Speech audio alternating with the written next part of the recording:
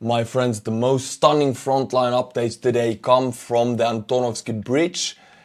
This is the Oleshki settlement, the settlement right across the Dnipro River from Kherson.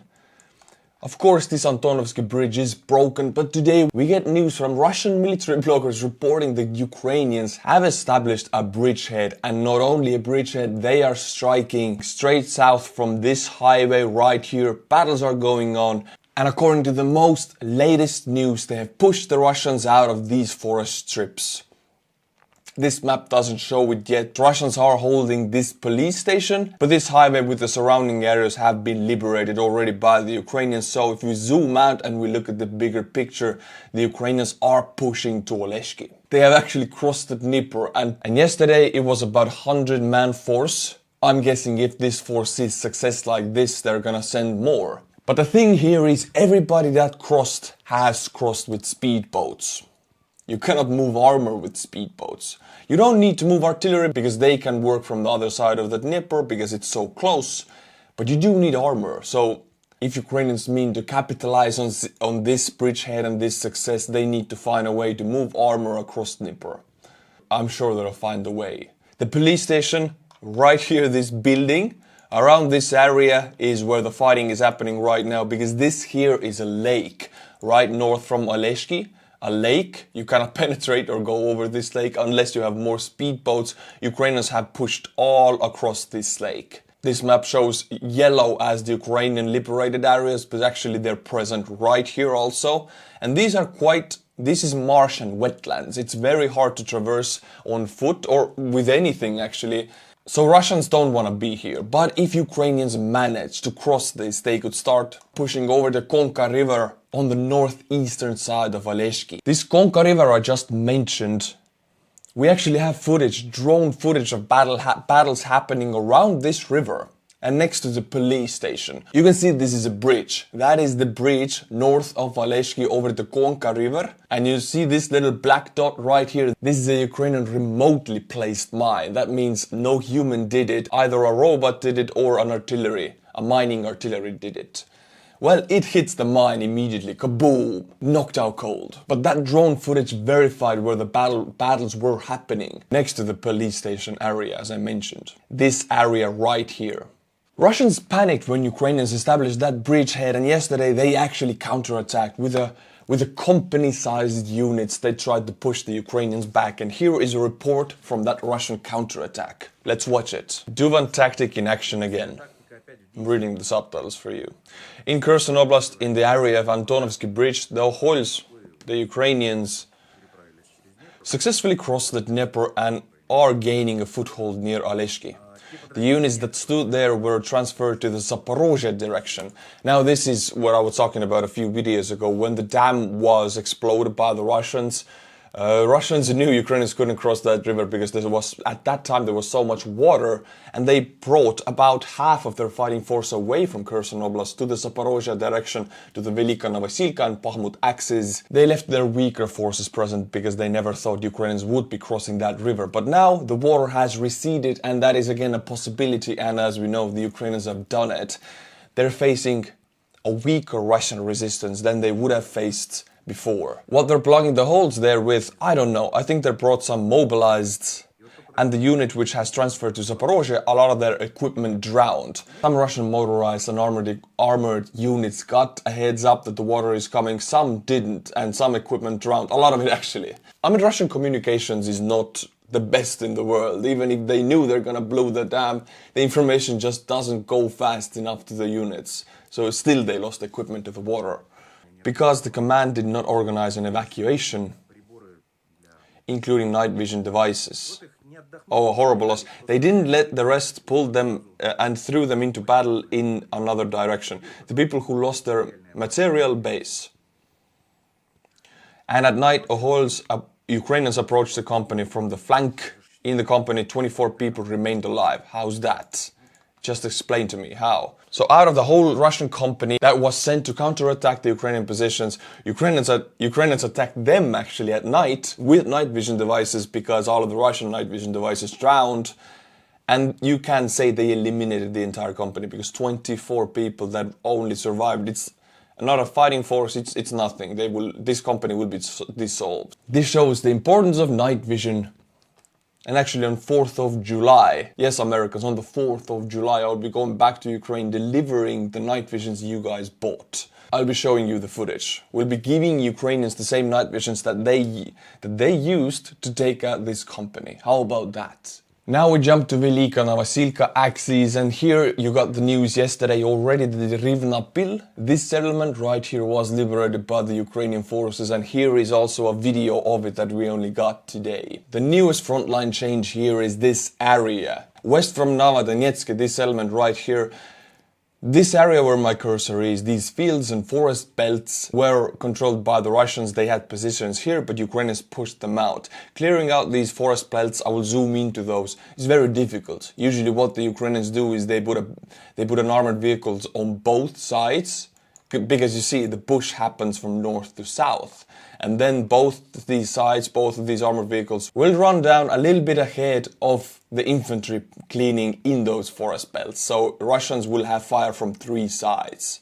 And this is how they do it. It's bloody work. It's difficult and bloody work, and the Ukrainians have done it. Advancing in this area, putting Novodonetsk in the threat of being surrounded. Because Russians, this is what happened to Rivnapil. It had the very same situation.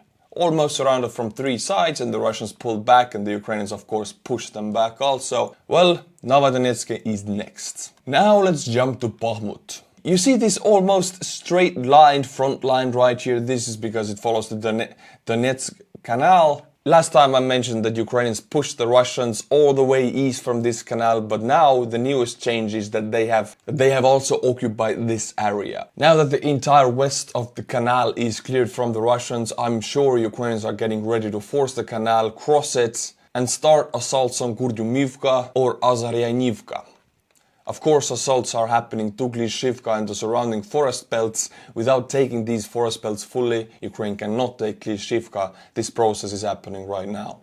Let's go over the Russian losses of the past 24 hours. 590 liquidated personnel. This number almost never goes below 500, very rarely. And 500 is a huge number. We're so used to looking for 1,000 or 1,500, but actually a very consistent 500.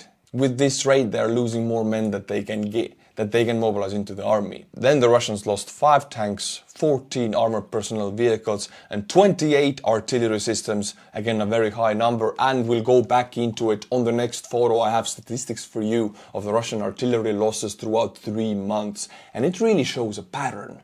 Remember, I have always mentioned how this is the most important thing. Well, now we have statistics to prove it. 1 anti-aircraft warfare system, 10 UAVs, 2 cruise missiles, and 21 vehicles and fuel tanks, and 6 special equipment. But now let's go back to the most important, the artillery systems. Here you can see Russian artillery systems lost in the last 4 months. February 2023, it's about 20 losses during the 24-hour period, and then in April actually it suddenly starts to climb. Ukrainians are starting the next phase of the counteroffensive, which is preparing for it by destroying the Russian artillery, and boom, we see 40 losses in May. In June, 35 is almost a regular, and actually 22nd of June was the record of the entire war. 44 Russian artillery systems lost in 1 day. We can see this pattern of increased Russian artillery losses because there is no point in attacking Russian lines if they have working artillery. That shows us what Ukrainians are planning to do.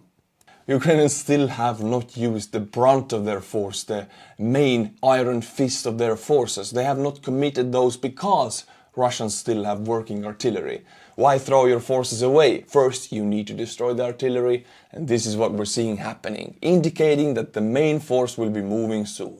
This is the map of Crimea, and the Russian appointed head of the occupied Crimean Peninsula, Sergei Aksionov, stated that the railway in Girovskoye right here was damaged, and it will take up to 8 hours to fix it, but if Russians say 8 hours, it's actually a few days.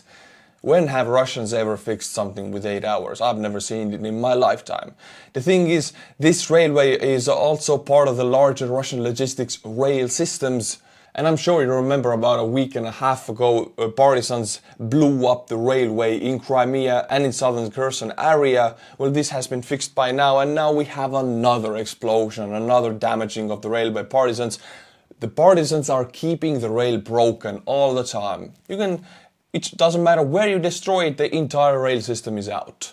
And here is a photo of a fire from the exact same area. So Russian frontline units will start to feel attrition because by now the rail has not been working properly for at least 2 weeks or more. And I'm sure the partisans will keep it like that. Now, my friends, let's talk about Prigozhin. More information has surfaced, Putin has made another speech, and we have now enough info to draw some conclusions. Prigozhin also broke his silence. But the photo you see right here is Prigozhin's private jet flying from Rostov-on-Don to Minsk and landing in 7:40 a.m. today morning, so he actually went to Belarus.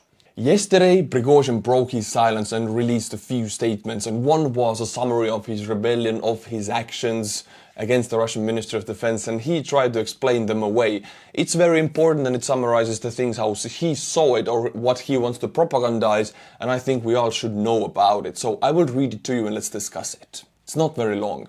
Reading it to you how Prigozhin said it. What were the prerequisites for the March of Justice? PMC Wagner carried out tasks around the world. It was meant to stop existing on July 1st, 2023. Right here I think Prigozhin meant that the Russian Ministry of Defense had given out orders for every Wagner soldier to sign a contract with the Russian Ministry of Defense, effectively ending Wagner in July. Employees all refused to sign the contract with the Ministry of Defense. Only 1 to 2% decided to join the Russian army. The original plan was to go to Rostov on 30th of July and transfer all vehicles to the Ministry of Defense, which were ready to transport. Despite any aggression, Wagner suffered a missile attack followed by a helicopter attack. Around 30 PMC Wagner fighters died. This triggered an immediate decision to move out early and respond militarily. He is now talking about the alleged missile attack he accused Shoigu of.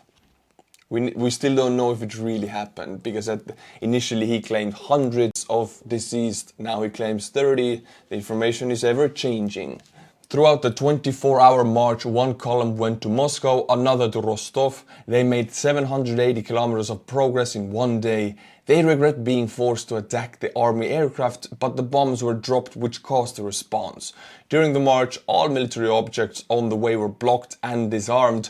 None of the military have died on the ground, so he claims that none of the Russian Ministry of Defense military got injured on the ground, only in the air. As well as we know, they shot down a lot of aircraft. One of the bloodiest days for the Russian aviation was this Wagner rebellion. The objective was to not allow destruction of Wagner and take the responsibility those who, with their unprofessional actions, made a huge number of mistakes during the special military operation. All the military met along the way supported this.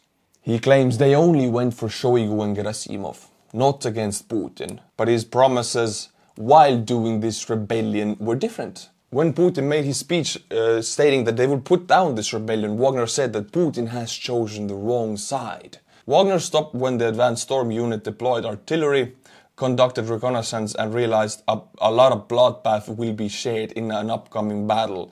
They decided that demonstration of the protest was enough and turned around. Or was that the entire goal of the thing? Prigozhin never had enough men to actually take Moscow. Factors that made Wagner turn around. First, they didn't want to shed Russian blood. Well, this is a blatant lie because every convict, every mobilized died under Wagner in Bakhmut is a shared Russian blood. So Prigozhin doesn't really care about that. Secondly, they wanted to demonstrate their protest, not overtake the authority in Russia. This is also a blatant lie. When Putin held his speech, Prigozhin after that immediately released a statement that Putin chose a wrong side and now Wagner will come to Moscow, indicating that Putin will also be their target. Lukashenko offered to find solutions for further legal operation of Wagner. Legally, columns turned around and went back to field camps. Lukashenko is a puppet. He has no way of saying anything to anybody that really matters. This is just a ruse. The march showed many things demonstrated before, serious security concerns around the country. Well, this is actually true for once. The march did show to the Ukrainians, to the West, to the Russian volunteer legions that Russia doesn't have anything in Ukraine anymore. All they can do is dig up the roads, remove the bridges and deploy the police. That is it. Everything they have is in Ukraine. All military bases and airfields were blocked. If actions on 24th of February were done by forces as trained as Wagner, the special operation could have ended in one day. Now again a blatant lie showing that Wagner and Prigozhin himself has fallen into the same trap as Putin did with the special military operation. It doesn't matter who would have attacked, the outcome would have been the same. The entire gamble was that Ukraine will surrender, that people will come over, but it just wasn't the case. The mood wasn't such in Ukraine. People didn't want Russian overlordship. It doesn't matter what you used to attack them with, they would have fought back. This shows the level of organization that the Russian army should be following. What is weird about this statement is that Prigozhin is still allowed to push his own narrative, because this narrative goes straight against the Russian Ministry of Defense and Putin himself, and is still allowed to push it. Meaning, up until this moment now, Putin does not have control over Prigozhin. Nobody does. Putin held the first speech after the rebellion, and this speech actually gives us a lot of information on what is going to happen. It gives us the basis of according to which things will happen in the future. It almost seems that Putin, in fact, in that speech announced the dissolution of Wagner PMC. So Prigozhin did not get what he wants. Putin offered three options in that speech to Wagner mercenaries. Sign a contract with the Russian Ministry of Defense, which is against what Prigozhin went in the first place, return home to their families, effectively not be part of Wagner, or leave for Belarus, stay in Belarus. The message here is, you gotta leave Russia. You cannot operate in Russia as Wagner anymore. This is the message. It's not eliminating Prigozhin and Wagner immediately, but this slowly will eliminate them. Slowly, one by one, the fighters will leave to Belarus or go home or sign the contracts, and Prigozhin will lose his power one fighter at a time. Putin hates slowly, as I mentioned. He's a slow killer. This is him slowly killing Wagner. It was fully a mafia-type negotiation where the main tactic was intimidation. Everyone lost. Putin lost. His image as a macho crumbled before Russian people's eyes. Prigozhin lost because now Wagner will be eliminated one fighter at a time. Russia lost because everybody saw how weak they are and they have no fighting capable military units in Russia anymore. The only one who maybe gained from it was Lukashenko, because he got his name said in a way that shows his authority, which he actually has none. You know why? Because no, he lost also because when Putin was making this speech, at the same time was announced Lukashenko's public speech, at the very same time as Putin's, and then the Putin's administration called Lukashenko's administration and said, cancel your speech, Putin is speaking. So it shows very directly that if somebody is going to give official information about this, it's gonna be Putin, not Lukashenko. He is a puppet. Also, a big loss for Luka is that now Wagner and Prigozhin are going to Belarus, a huge fighting capable force in Belarus that he doesn't directly control. And he's a very unpopular leader, so this only increases the chances of anything happening to his power. Everybody lost except for Ukraine. Only Ukraine won from this rebellion. I think Putin will not have Prigozhin executed, but Putin will slowly chip away his power by eliminating Wagner one fighter at a time, because he knows he doesn't need to kill Prigozhin. If Prigo doesn't have his fighters, he's a nobody. He's a clown with a foul mouth. What has become of the Nova Kakhovka reservoir? Well, what you see on this footage is the Nova Kakhovka dam broken, and as you can see, the water level is extremely low. At the first days of the flooding, we saw the water pouring over these walls, and now it's so low you couldn't even see it. All the water has receded, flowing quietly again, no overflooding exists anymore. Nova Kakhovka reservoir is now a desert of mud, dried up mud with cracks, meaning that Ukrainians and perhaps Ukrainian armor can soon traverse it, because when the water fully goes under the mud away, also supporting armor, they can cross it. And the fact that the water has gone away has directly led into Ukrainian army crossing with speedboats and having their bridgehead on Oleshki. So Russians really did shoot themselves in the foot with this. Lastly, I want to touch upon the subject of Kadyrovites. The Chechen Republic in Russia in general. This is a Chechen fighter at the time of the Prigozhin's rebellion. Kadyrov and the Chechens, they get 80% of their funding, of the funding of the Chechen Republic from Russia. 80%. So without Russia, without that funding, they wouldn't have any money to run the government, to run the system. Putin knows this. Kadyrov knows this. Kadyrov holds all the power in Chechnya, meaning that Putin is basically bribing him or buying him out with money. That is the truth. Because Putin even doesn't say to him, what do you do with that money? He just pays him an insane amount of money for his loyalty. And Russia has an insane amount of money from oil revenues. And since Kadyrov and Chechnya wouldn't be anything without that money because they don't produce nearly enough to keep their republic running, Kadyrov is loyal. And the secret deal is that Putin can use Kadyrovites to frighten the Russian army or some units who go rogue. They're like these boogie monsters in Russia who everybody's afraid of. Not in the West because we know they're TikTokers, but in Russia people are afraid of them. And that's the deal. Here we see a column of Kadyrovites reacting to go to fight with Wagner. As we know, of course, they didn't make it because they're not really fighters. They are only there to intimidate. As I mentioned, with Kadyrov's power, he holds all of it. Laws in Chechnya are very much different than in Russia. I mean, it's a Muslim area, one of the only Muslim areas in Russia. Kadyrov has many wives, which is not legal in Russia. Completely different laws. As well as they do their intimidating duties and the military of police duties for Putin, Putin will keep the money flowing.